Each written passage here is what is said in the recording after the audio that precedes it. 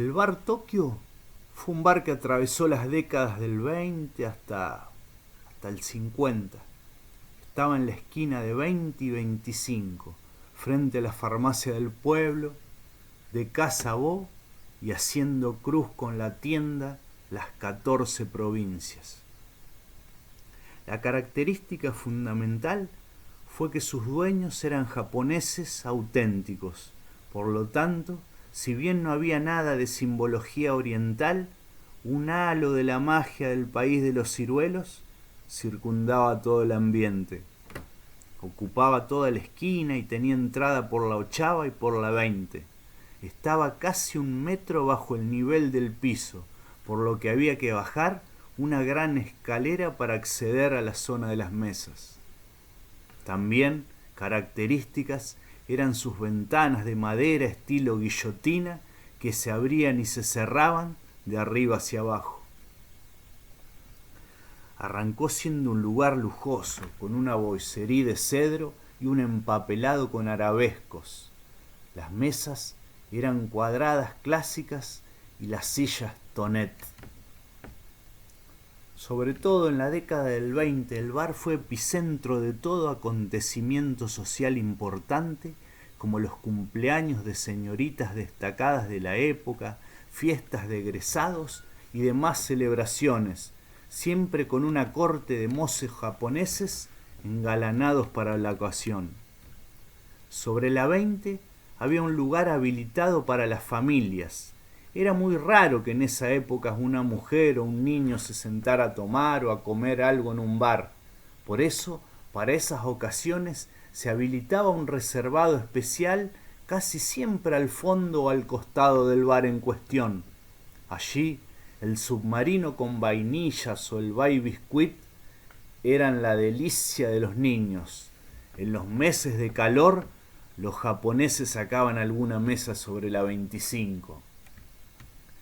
Tenían sucursales en Junín y en Luján. La de Mercedes, según consta en el reverso de los abanicos de la época que llevaban su publicidad, era la casa central. Sirvió para que desde su destacada esquina se inicie la Petite Florida, un paseo peatonal que hacía que los jóvenes, para reconocerse, como luego sería la Vuelta del Perro y que se extendía del Tokio al Club Progreso. El primer dueño del bar Tokio fue Ryohei Kaneko, un cordial nipón del cual se sospecha era miembro de la Marina Imperial Japonesa. En un momento, militares argentinos de civil encerraron a Kaneko en el bar y lo interrogaron hasta largas horas, haciéndole confesar que en realidad era un espía japonés a disposición de los popes del eje. Nunca se supo si esto era cierto. Lo que sí se puede constatar es que un día de 1942, en plena Segunda Guerra Mundial, se volvió a Japón a combatir por su bandera. Nunca más se supo de él acá en Mercedes. Es muy probable que haya caído en alguna de las tantas batallas navales en el Pacífico. Kaneko no fue el único mercedino relacionado con las guerras mundiales. Recordemos a Tetamanti, voluntario del ejército francés en la guerra del 14, a los relatos estremecedores del Tano Insalata narrando cómo le sangraban los oídos por las explosiones de las bombas en Trípoli durante la Segunda Guerra, o los de Mario Giorgetti, el padre de Linda Holman, prisionero de los alemanes durante meses. Ni que hablar del enigmático Olivera, aquel hijo del lechero de la 3 y 6 que fue embajador argentino en la Francia de Vichy, en la Francia ocupada, y que poco sabemos si fue un héroe a lo Schindler o un verdugo pro-nazi. Quien compró el bar Tokio fue otro japonés de apellido Mizuno, tan caro el recuerdo de los mercedinos, tanto por su delicada amabilidad como dueño y mozo del bar, como por la tintorería que tuvieron su mujer y su hijo, al que todo el mundo en Mercedes conoció como Coco Mizuno, un muchacho muy querido, fallecido muy joven. La madre, después de la muerte, cerró la tintorería y se fue a vivir a Mar del Plata.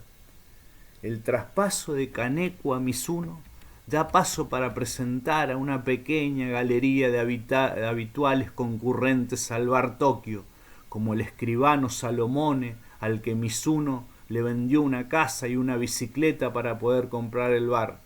Luis Salomone fue el primer doctor en leyes de la ciudad de Mercedes. La tesis con que se convirtió en doctor se llamó Constitución y Preámbulo, y la imprenta mercedina de Mingotti Ortiz la encuadernó en un bello formato que aún podemos ver en la antigua Biblioteca Sarmiento.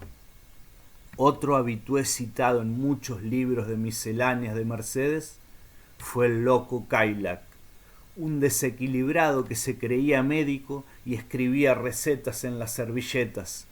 Pese a su desfasaje mental, era tan educado y bondadoso que la gente tomaba sus recetas como si realmente les sirvieran, y a modo de pago le hacían servir un café o una bebida sin alcohol. Del mismo tenor de locura era el poeta Gutiérrez Conte, que se pasaba horas y horas escribiendo indescifrables poemas en larguísimos lienzos de papel que iba desenvolviendo de a poco sobre la mesa. No son pocos los mercedinos que recuerdan haber visto televisión por primera vez en el interior del bar Tokio, y otros que recuerdan a Tucuta Gallardo como uno de los últimos mozos, así también como a Martín Manes. A fines de la década del 50, el Tokio fue demolido. En su lugar se levantó un edificio de varios pisos y la parte de abajo la ocupó la mercería llamada Primicias el Orden. Los últimos mozos del Tokio pusieron en la 29 y 19 una confitería que se llamó Caballito Blanco.